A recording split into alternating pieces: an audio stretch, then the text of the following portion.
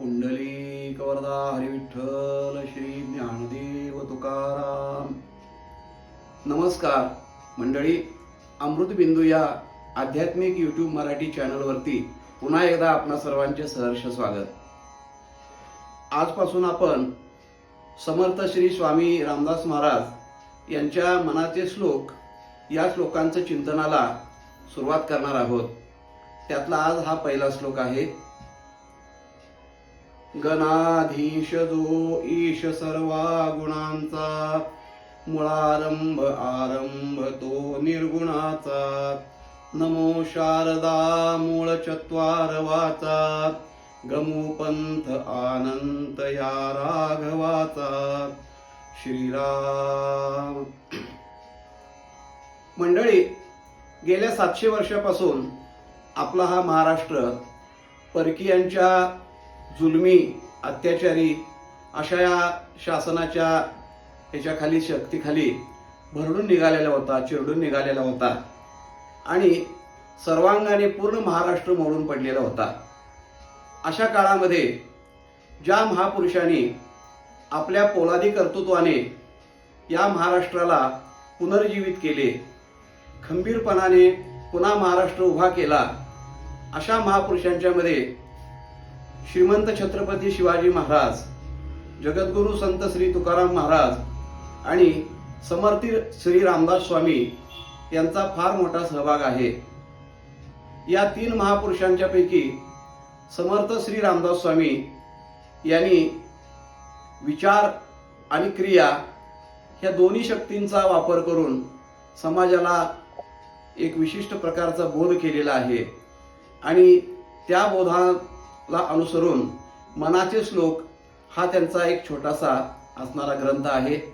त्या मनाच्या श्लोकाच्या ग्रंथाचा आपण या ठिकाणी रोज एक श्लोक अशा पद्धतीनं चिंतन करणार आहोत. मंडळी, आजचा पहिला श्लोक आहे. गणाधीश जो ईश सर्वा गुणांचा, मुळारंभ आरंभ जो निर्गुणाचा. नमो शारदा मूळ चत्वार वाचा, गमू पंथ आनंत या राघवाचा. आपल्या सनातन धर्मामध्ये कोणतीही कार्य सुरुवात करत असताना मंगलाचरण करण्याची पद्धत आहे. मंगलाचरण म्हणजे भगवंताचं स्मरण करणं, भगवंताला नमस्कार करणं, त्याचे आशीर्वाद घेणं आणि कार्याची सुरुवात करणं. या परंपरेला अनुसरून समर्थांनी या पहिल्या श्लोकामध्ये गणपतीचं वंदन केलेलं आहे, तसं शारदा देवीचंही वंदन केलेलं आहे. स्वामीजी सांगतात की गणाधीश जो ईश सर्वा गुणांचा. गणपती हा गणाधीश आहे. गणाधीश या शब्दाचा अर्थ असा की भगवान शंकरांचे अनेक गण आहेत, गणांचे अनेक प्रकार आहेत. त्या सर्व गणांचा ईश म्हणजे त्या सर्वांचा स्वामी, किंवा दुसऱ्या भाषेत सांगायचे झाले तर जी देवसेना आहे, ह्या देवसेनेचाही प्रमुख म्हणून गणपती हा गणाधीश आहे. किंवा त्याला आणखीन एका ठिकाणी गणाध्यक्ष असंही म्हटलेलं आहे. सर्व गणांचा प्रमुख अशी ज्याला उपाधी आहे आणि तो सर्व गुणांचा ईश्वर आहे. गणाधीश जो ईश सर्वा गुणांचा. सगळे गुण म्हणजे 14 विद्या, 64 कला, जे सद्गुण माणसाच्या ठिकाणी आहेत, हे सगळे सद्गुण, सगळ्या विद्या, सर्व कला ह्या भगवान गणेशाची उपासना केली असता, भगवान गणेशाला मनोभावे वंदन केले असता, तो त्याच्या कृपेने साधकाला या सगळ्या गोष्टी देत असतो. म्हणून त्याला बुद्धिदाता म्हटलेलं आहे. रिद्धिदाता, सिद्धिदाता हे सर्व देणारा गणपती आहे. म्हणून ईश सर्वा गुणांचा असं समर्थांनी म्हटलेलं आहे त्याला. असा हा गणपती देवांच्या सर्व कार्यामध्ये देवांना सहाय्यभूत झालेला आहे. ज्या वेळेला त्रिपुरासुराचा वध भगवान शंकरांनी केला, त्यावेळेला गणपतीचा आशीर्वाद त्यांनी घेतला आणि गणपतीच्या कृपेने त्रिपुरासुराचा वध झाला असं नामदेवरायांनी वर्णन केलेलं आहे. असा हा गणपती गणाधीश जो ईश सर्वा गुणांचा, मुळारंभ आरंभ जो निर्गुणाचा. तो या ब्रह्मांडातील आद्य म्हणून त्याला वर्णन केलेलं आहे. ज्ञानेश्वर माऊलीने सुद्धा ओम नमोजी आद्या असं त्याचं वर्णन केलेलं आहे. मूळारंभ म्हणजे जे विश्वाचं मूळ आहे त्या मुळाचा देखील तोच आरंभ आहे. विश्वाचं मूळ म्हणजे परब्रह्म आहे. या परब्रह्मापासून सर्व विश्व निर्माण झालं मायेशक्तीच्या द्वारा. पण त्या परब्रह्माचं मूळ स्वरूप असणारा म्हणजे भगवान गणपती आहे. आणि म्हणून मुळारंभ आरंभ तो निर्गुणाचा अशा भगवान गणपतीला समर्थ म्हणतात की वंदन मी करतो. आणि त्याला वंदन करून झाल्यानंतर समर्थाने नमो शारदा मूळ चत्वार वाचा शारदा देवीला वंदन केलेलं आहे. ही शारदा देवी म्हणजे गणपतीची सहाय्यभूत असणारी देवता आहे. हिच्या कृपेने सर्व विद्या सर्व आपल्याला शास्त्र पारंगत होत असतात. आणि ही देवता चार वाचा आहेत त्या चार वाच्यांची प्रमुख मानली गेलेली आहे. वाचा म्हणजे काय? वाचा म्हणजे बोलण्याची शक्ती, बोलणे. तोंड हे प्रत्येक प्राण्याला आहे, आवाज हा प्रत्येक प्राण्याला आहे. पण बोलण्याची जी शक्ती आहे ती फक्त मनुष्याला प्राप्त झालेली आहे. आणि या बोलण्याच्या शक्तीला वाचा असं म्हणतात. अशा चार प्रकारच्या वाचा आहेत शास्त्रामध्ये. परा, पश्चंती, मध्यमा आणि वैखरी अशा चार वाचा सांगितलेल्या आहेत. बेंबीच्या देठापाशी हृदयस्थानी, कंठस्थानी ह्या तीन वाचा आहेत. आणि मुखामध्ये तोंडामध्ये जी असते, जे आपण प्रत्यक्षरित्या शब्दद्वारा बोलतो त्याला वैखरी वाचा असं म्हणतात.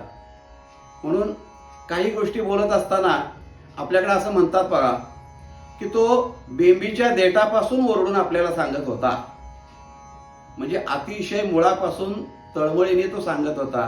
तिथे परा वाचा अशा प्रकारची असते, हृदयस्थानी पश्चंती असते, मध्यमा असते कंठामध्ये, आणि वैखरी जे शब्द आपण बोलतो ती तोंडामध्ये असते. ह्या चार वाचा जिच्या आज्ञेने काम करतात. जी देवता प्रसन्न झाल्यानंतर या वाचेमधून मुकं करोती वाचालम, मुका असणारा मनुष्य देखील बृहस्पतीसारखा बोलू शकतो. हे सामर्थ्य ज्या देवीमध्ये आहे ती शारदा देवी आहे. आणि हिची अवकृपा जर झाली तर एक दृष्टांत पुराणामध्ये असा आलेला आहे. कुंभकर्णाने ज्यावेळेला ब्रह्मदेवाची तपश्चर्या केली आणि तो वरदान मागणार ब्रह्मदेवाकडं, त्यावेळेला सर्व देवांना चिंता लागली की आता हा काय मागतो काय माहिती. म्हणून सर्व देवांनी ह्या देवीला प्रार्थना केली की हे माते, तू या कुंभकर्णाच्या जिभेवरती जाऊन बस आणि तो काय जे मागतोय विपरीत जर काय असेल तर त्याला ते मागू देऊ नकोस आणि देवाची हानी होईल असे त्याच्या मुखातून काही शब्द येऊ नयेत याची कृपा कर. असं म्हटल्यानंतर शारदा देवी त्याच्या जिभेवरती बसलेली आहे. आणि तो वरदान ज्यावेळेला मागू लागला त्यावेळेला त्या देवीने त्याच्यावर अवकृपा अशी केली की तो इंद्रपद दे असं ब्रह्मदेवाला म्हणायच्या ऐवजी मला निंद्रपद दे असं म्हणाला. म्हणजे कायमचं झोपून राहणं हे त्यानं ब्रह्मदेवाकडे मागितलं. ही देवावरती या देवीची असणारी कृपा आहे. अशी आपल्या वाचेला समृद्ध करणारी ज्ञानदेवता ही शारदा देवी आहे. समर्थ म्हणतात की मी तिला वंदन करतो. आणि शारदा देवी आणि गणेशाला वंदन करून झाल्यानंतर समर्थ म्हणतात की गमू पंथ आनंत या राघवाचा. आता आपण काय करू, या राघवाच्या पंथाने जाऊया. म्हणजे काय, ज्या मार्गाने गेलेला असताना राघवाची म्हणजे रामाची प्राप्ती होईल त्या मार्गाचा अवलंब आपण करू आणि त्या मार्गाने जाऊन आपण श्री प्रभू रामांची कृपा प्राप्त करून घेऊ, प्रभू रामांचं दर्शन घेऊ. अशा प्रकारचा हा पहिला मंगलाचरणाचा श्लोक समर्थ रामदास स्वामींनी या मनाच्या श्लोकामध्ये लिहिला. याचा विचार मंडळी आज आपण केला. या पुढच्या श्लोकांचा विचार आपण प्रत्येक भागामध्ये इथून पुढे करणार आहोत. मंडळी, चिंतन कसे वाटले ते कळवा. आपल्या चॅनलला अवश्य सबस्क्राईब करा, शेअर करा, लाईक करा आणि सर्वांपर्यंत हे पोचवा. ही आपल्या सर्वांना नम्र विनंती. नमस्कार. रामकृष्ण हरी.